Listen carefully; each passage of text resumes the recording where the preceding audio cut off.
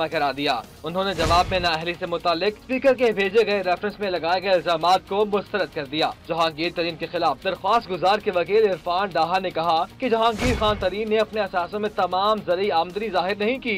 Income tax return में माली मामलात भी मुकम्मल तौर पर डिक्लेयर रही हैं। जहांगीर तरीन ने FBR की जानिब से जो स्टेटमेंट जमा कराई है उसमें भी फर्क है। उन्होंने इस्तदा की कि FBR से तमाम रिकॉर्ड तलब किया जाए। इलेक्शन कमीशन बेंच ने इस्तफसार किया कि जिस बुनियाद पर रेफरेंस आया है उसके दस्तावेजात कहाँ हैं। चीफ इलेक्शन कमिश्नर ने कहा कि आपने रेफरेंस दायर किया है, उससे साबित भी करना है। रिकॉर्ड के अंदर मौजूदगी में आपने रेफरेंस कैसे दायर कर दिया? क्या दरख्वास्त गुजार खुद कहता है कि मैंने सुनी सुनाई बातों पर रेफरेंस दायर किया है? जहांगीर तरीन के वकील ने कहा कि दरख्वास्त गुजार ने 2 दस्तावेजात का मुतालबा किया, वो जमा करा दी। दस्तावेजात रिकॉर्ड का हिस्सा हैं। ज़राई आमदनी से मुतालिक इल्जाम 2 साल पुराना है।